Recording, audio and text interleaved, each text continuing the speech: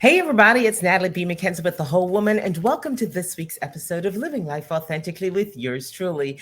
It's a beautiful spring day here in the Northeast, and boy, have we had summer like temperatures these last few days. So, as for the weather, I am a happy camper.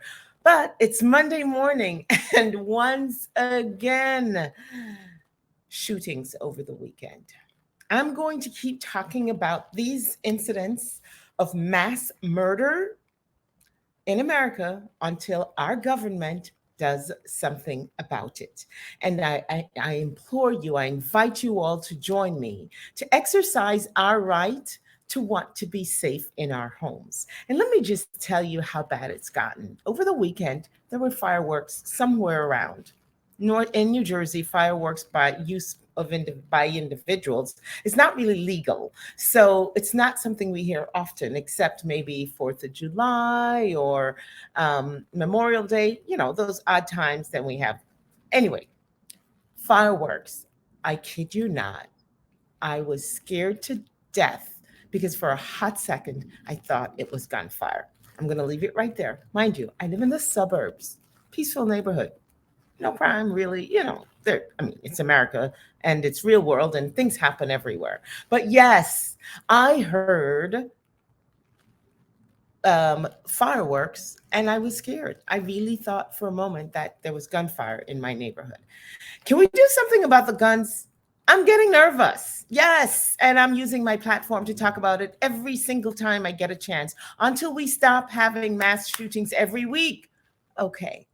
I'll get off my soapbox and I go back to being nice, the whole woman that does everything happy, light. I want us to stay happy and light. Hence, we need to be safe.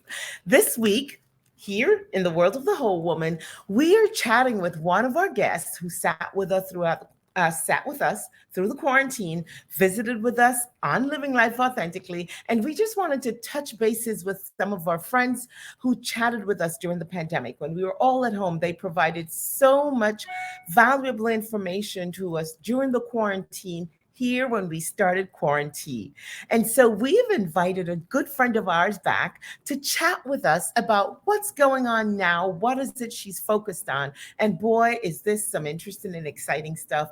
And yes, very purposeful. So our guest today, ladies and gentlemen, devotes her practice to international family law, and she represents clients both in the US and in Eastern Europe. She's a partner of Divorce and Family Law Group, Lindabury, McCormick, Estabrook, and Cooper PC. Help us welcome back to Living Life Authentically, none other than Karolina Dehnhard. Hello. Welcome back. Oh, it's so great. It's so great to be here. And it feels like when you mentioned the quarantine, I'm like, was that a decade ago? It seems like it was forever ago. Wow. So much has happened since then. Yeah. As a matter of fact, Caroline, I'm thinking, have I even seen you in person since the pandemic? I was actually thinking of the same thing, and I don't think so. I don't think we've seen each other. I think that it's No. been, I've picked up my travel to Europe, and we'll talk about, my initiative with the orphans from Ukraine and Poland. But, I think it took a little bit for life to get back to normal. And, Mhm. we're both trying to do great things for the community. And I actually look forward to seeing you. I hope we get it done soon. Let's hope for that. But let's get our viewers caught up. For those who are joining us for the first time, who've not had the pleasure of meeting you, tell us a little bit about yourself. Where were you born? And we're going to do a really quick bio check-in with you, only because we want people to know about the person before we get into your purpose. So listen, I am the American dream. I was born in Poland. English is my second language. My mother left Poland from a great family. Nothing wrong with our life there. After her own divorce, she couldn't get far away enough. So how about put an ocean between her and her ex-husband, right? My father. So we came here, and boy, life was hard, but it was also beautiful. My mother, a very self-made woman, instilled in me the value of hard work, dedication, and every opportunity that this country had to offer. I graduated college, went to grad school, married an attorney, a politician who became a state senator. Today is the Senate president. Life Oh, was grand. Life was grand, living the American dream. Well, just like with everything else, Natalie, some fairy tales come to an ending way too soon. Found myself in a position where I had to get divorced.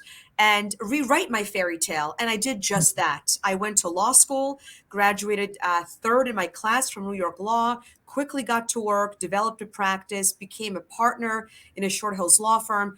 But I found a trend. Women coming into my office had that same deer in the headlight look, not knowing anything about their finances, maybe not being a true partner in their marriages, very lost, not financially prepared, Mm. overwhelmed. From there was born the Divorce Dynasty platform, which is a great platform that I run, concierge services, plugging in individuals when someone's going through a life change, death, divorce, or disability, to make them feel whole and supported as they start their next chapter. So my career thus far has really been focused on, yes, you're getting divorced, not the greatest news in the world, but let's focus on your journey and your rebirth. Wow. Okay, and there we have it in a nutshell. So, as much as we hate to address the topic of divorce, and over at the Whole Woman World, we like to think of the whole person, the whole family, and things being intact, but we know that is not reality. Most people are putting the pieces together, whatever the pieces fell apart from. So, fast forward for me, Karolina. All this went on during the pandemic. You managed to practice throughout the pandemic and help so many people, because one of the things we talked about during the pandemic was the increase in spousal abuse and domestic abuse, and whatever direction it was going, whether it was male on female or female on male, we just found that it was a real tragedy and something you had to figure how to deal with. Then we get back to quote unquote normal, or so we think we're getting back to normal, and war breaks out in Yeah, Eastern Europe. absolutely. You raise an interesting point before we talk about the war in Ukraine and its impact on orphans that are in Poland and across Europe, is that the pandemic really put a strain on a lot of marriages, and people that were two ships passing in the night, that were, catching a train to the city, working, meetings, softball, baseball, all of a sudden they're stuck in the house, and they were forced by the sheer nature of the pandemic to deal with their failing relationships. And what ended up happening even more so was that not only did they find that they have nothing in common, but the children had the front row seat to see the marriages falling apart. Mm, So we have a lot of fallout of children now having issues psychologically, parents' divorce being up, and everybody feeling a little bit lost because of what happened. The other interesting point, I just did a talk on this last week, was something called gray divorces. People getting divorced after the age of 60. And what makes this more complicated is you spent your life together. Here you're going to retire. You have a nice nest egg that you're going to now take together to go wherever. And all of a sudden, that nest egg has to pay for two households. too Well, how high. do we do that? So the pandemic in itself caused a lot of changes in the matrimonial practice by identifying issues and really seeing an increase in divorce. But the highlight, as you mentioned, if there could be a highlight in the word of war, is that a lot of people realized that their life may not be complete without children. And for marriages that maybe were childless, or people felt that they waited too long, or they're never going to have kids, it raised an issue for a lot of women, especially watching those children walk for kilometers on TV as the war broke out in Ukraine, over the border into the safety of Poland. And my phone started ringing, questions being asked of, what can we do? We want to bring these kids here. We want to adopt. Mm. And that's where the shift in my family law practice took on a new momentum. So let's maybe get into that, right? So you, the divorce attorney, started receiving phone calls from intact marriages or women with the means to want to solve the problem that was arising out of this tragic situation where Russia declares war on Poland. And yes, we all saw this, where children War, were. war on Ukraine. I'm sorry. Oh God, not Poland. God forbid. Oy. The world is upside down. I stand corrected. And so yes, another crisis is birthed. Yeah, Of the another crisis field. is birth. Yeah. And so, because I'm familiar with the very difficult and stringent requirements to adopt a child from Eastern Europe, making it virtually impossible. By way of example, you have to be 40 or under, married for 7 years, heterosexual, you know, et cetera, et cetera, et cetera, et cetera. So most people under 40 or 40, under, yeah. So, married you for know, 70 years. so I Most said to people myself, wait till they're even 35 to get married. yeah, even before the war, I said to myself, who is under 40, married for 7 years, that's not starting their own family, that's trying to save like this makes no sense. So they made it virtually impossible. Poland is next on my hit list because they make it virtually impossible as well. But when the war broke out, notwithstanding the criteria, this is an emergency response to a war zone. So when the children were being evacuated from orphanages in Ukraine, and it's important to note that these children were orphanages before the war. They're not orphans because they lost their parents in the war. They were already residing in orphanages, Mm. orphans of the country prior to war. So we contacted, the embassy and started working with Eastern Europe in general and said, listen, guys, America's open. We have many, many vetted families waiting for children. Let's bring them here. Well, that's where we met the pushback. And we still have not been successful in lifting the moratorium to allow these adoptions to go through. But we do have a light at the end of the tunnel in that the power of the family, Natalie, which is always what you talk about. There were families, 300 of them, scattered throughout the US, that were already matched with these children in Ukraine before the war. Already matched. So some of them were, 2 steps away, some of them are 1 step, but already matched. They got together, they formed a community, they reached out to their legislatures, and they've identified themselves now as a group. There's 300 children identified, and we are trying to push for President Zelensky to allow those 300 children at a minimum to come outside the moratorium and to be brought here to start their American dream with these families. There's no reason to keep these kids there.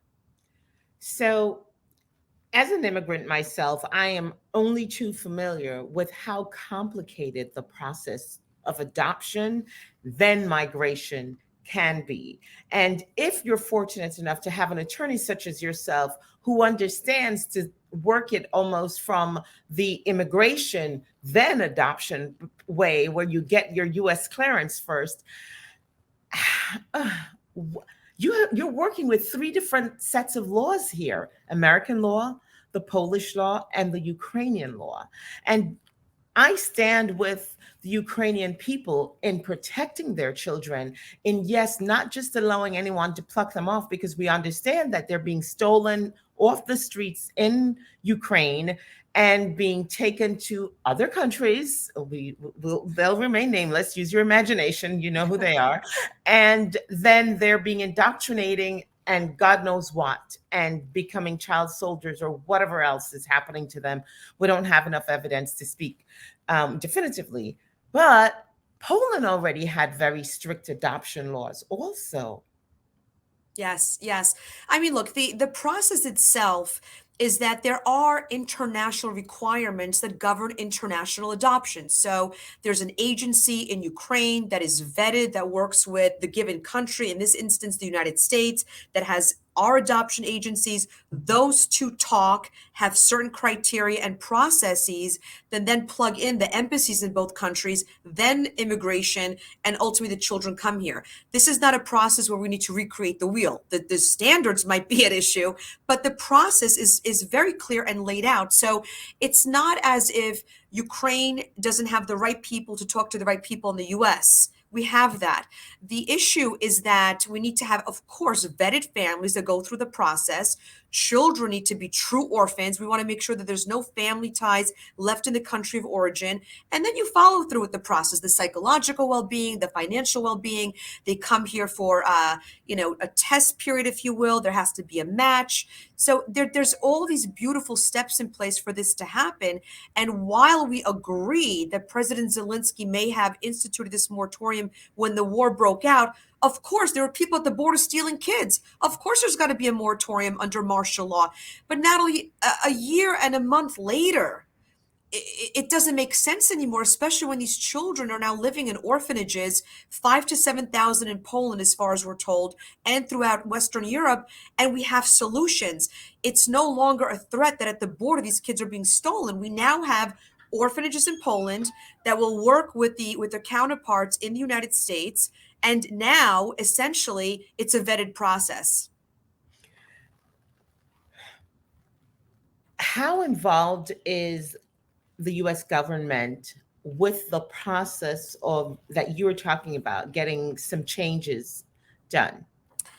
So the United States government could not be more open to to support this by giving these children the gift of the American dream. We are very supportive of bringing children over. We certainly have our own requirements locally, even foster parenting and so on, to make sure that the children don't fall into ill harm or in the right hands.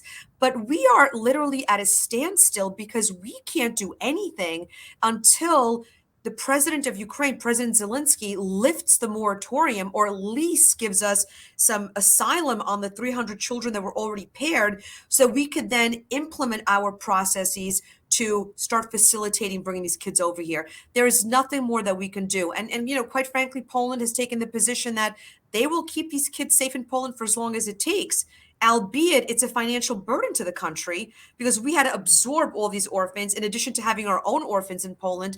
But again, Poland can't do anything. The US can't do anything. Ukraine has to be open to the conversation, lifting the moratorium, and then working with us collaboratively.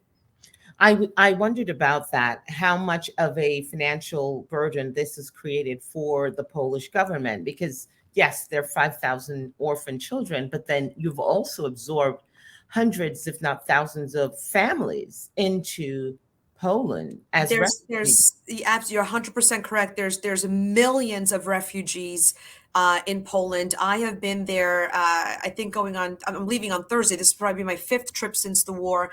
So it's impacting schooling, the infrastructure, housing, all of it, medical supply, everything is being impacted. And the government's working with that. With regard to the children, there were a lot of NGOs, non-government organizations that stepped in globally to provide immediate relief, clothing, formula, Band-Aids, you name it. But unfortunately, a lot of the NGOs pulled out. It's unreasonable to expect these NGOs to stay in long term. They are emergency response.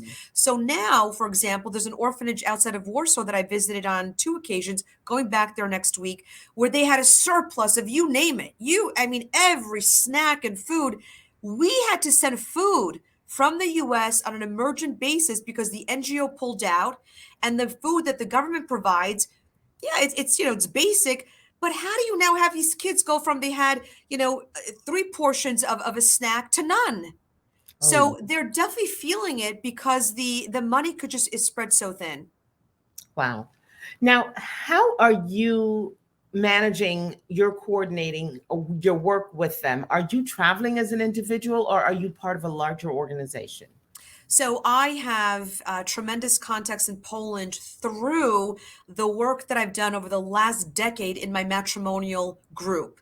In my matrimonial practice. I also am involved in the philanthropic and civic relationships between the US and Poland. So I had my contacts there. What I did on this side of the pond is I put together a mission, a team of people comprised of retired Senator Lesniak, other politicians, religious leaders, civic leaders, and simply business people. And I brought them to Poland at the end of October of last year to visit the orphanages, see firsthand what's going on, and to start the conversation about what are we going to do diplomatically and politically to lift the moratorium, but then what can we do on the humanitarian side by providing the children not only their immediate needs, which are medical and food, but also education. So we organized to donate over 750 iPads that had Duolingo downloaded so they could be taught in the Ukrainian language. We organized to raise money for an operation for a little boy that would never walk, and building that network, because these really are the forgotten children.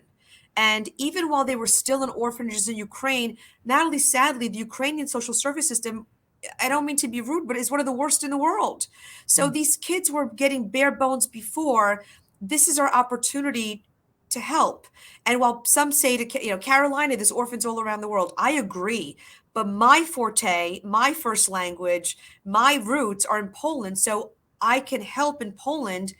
I can't really help much in other parts of the world. So I just want to focus on the fact that I understand this is a much bigger issue, but we could only do where we are blessed to give. And at this point, tell me a little bit about how you are seeking support and assistance from those outside of the network you've already collected. How can those who are inclined to help Yeah, I mean, and learn that's more? such a great question. That really is the biggest issue here right now is that as we visit these children, I've met about 1,000 of them. There's 4 to 6,000 more to visit. We identify needs of what they need. There's children that are blind that have never had any braille. They literally lay there and they have a non-existent life. So between educational supplies, humanitarian relief, raising money so that supplies can be bought in Poland because the export is so expensive that it makes more sense for us to work with the vetted agencies we've connected with in Poland for them to go out and take advantage of the dollar being 4.29 of Polish money right now. And you could buy so much, whether formula, diapers, whatever it may be. So I am looking for people that are interested in this conversation and that could help either raise funds or go and give a helping hand or spread the message on what we can do to provide a quality of life for these children while we deal with the adoption moratorium. What progress are you seeing now, or do you think you're making progress?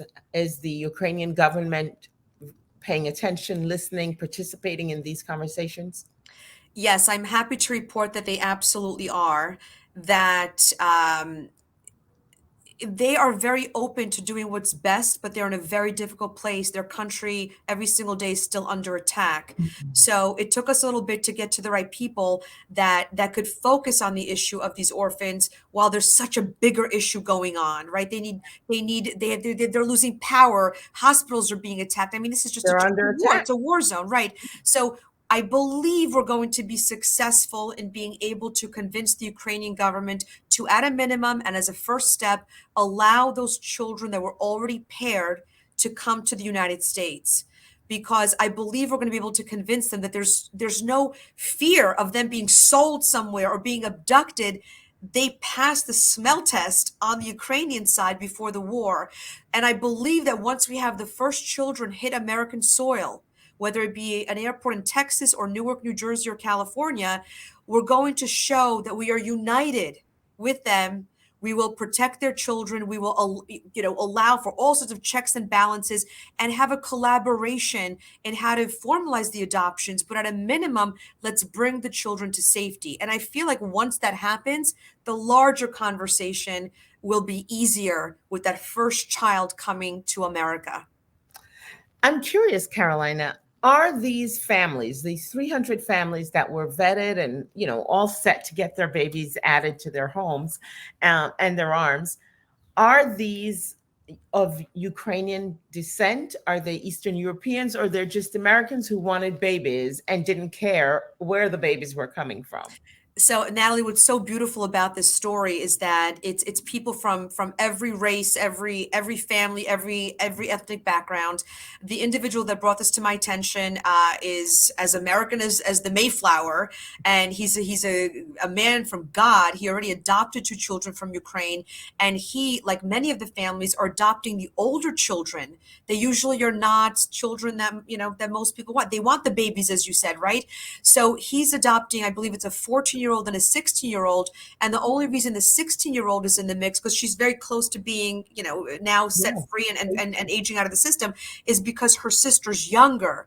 So these people are just these beautiful, giving, kind souls from across the entire fabric of this country. 2 families are from New Jersey that are taking children with all sorts of issues of all ages, of medical concern, and simply wanting to open up their homes.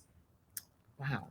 Well, tell us how we can stay in touch with you. Tell us how we can get more information, and tell us how they can support your efforts, whether it's financially, in person, with maybe some other legal expertise that they could offer. How can they connect with you? How can they learn more? The best thing to do, which has been working so beautifully, is for someone to simply, Google me. I am that one crazy person that advertises with her cell phone. So, 973-309-4473. It's everywhere. I get WhatsApp messages, messenger messages, you name it, I get it. I will respond, and I take the time, Natalie, whether it's Saturday at 7 a.m. or no matter what time, I answer every call, I answer the questions, and then I pair people up with what they're looking to do. So, for example, I have individuals that call and say, "You're working with the Help Foundation in Poland. We'd love to work directly with them." I connect them with the CEO, who's my good friend now, Arthur Gorniewski, and I connect them that way. Somebody that wants to do a presentation on the topic at their church or their synagogue or their community center, I organize that and bring the right people. So every little bit helps. And every person is so unique. We screen them and then we connect them appropriately. Well, you have taken on what I know is a huge lift. This is tangentum. I am anxious to hear how this all turns out. Please keep us abreast, and I'm praying that these families are able to bring these children home. And I pray for a miracle every day that one day, just as strangely as Mr. Putin decided to attack Ukraine, that he'll just wake up and decide that he's tired of it and pull out and leave these people alone. I am concerned that this will continue to destabilize the rest of the world. Natalie, absolutely. That is a concern shared by most logically thinking individuals. But the bigger issue is, let's just say that you get your dream and he pulls out tomorrow. The country's destroyed. It's rubble, right? So these children have nowhere to go back to, even if they were to go back. And quite frankly, they shouldn't be going back to orphanages that were subpar, where they were not getting any education, they were not getting the medical help that they need. When you have an entire country, the United States of America, that's supporting Ukraine in the war and now wants to open up their homes through our beautiful family and community in this country. So this is a conversation that even if the war ends, Natalie, it's not going to stop. We're not going to stop our advocacy for the kids. And I agree. This is only the beginning, because these children will be displaced for a very long time, and the country it'll be 15, 20 years it takes to repair a country post-war. And that's if the resources are available. Well, ladies and gentlemen, we've been talking with Karolina Dehnhard, and she has devoted her practice to international family law, representing clients both in the United States and Eastern Europe. And as you can tell today, she is passionately committed to helping the orphans of Ukraine that are displaced and currently in Poland. We wish you the best of luck, Karolina. Safe travels. And remember, you can get a hold of Karolina via phone. Text her, WhatsApp her, snail mail her, whatever it is. She will respond. 973-309-4473. And Karolina, if only they knew you were all of 5 feet tall, but you pack a punch. I would never want to be your opponent on the other side of the court. I want to keep fighting the good fight. Natalie, thank you so much for all that you do and for giving these children a voice through your program. Thank you. Thank you for joining us, and congratulations. I hear you're up for another award and you're once again being acknowledged. Keep doing what you're doing, because you're working for those who have no voice. Thank you so much for joining us. Thank you. Ladies and gentlemen, you have been watching The Whole Woman's Living Life Authentically, and I'm Natalie B. McKenzie. And remember, we told you a few weeks ago that our upcoming retreat is scheduled. It's spring summer retreat. It's going to be nice and warm. We're heading out to Cape May, and the dates are June 24th through the 26th.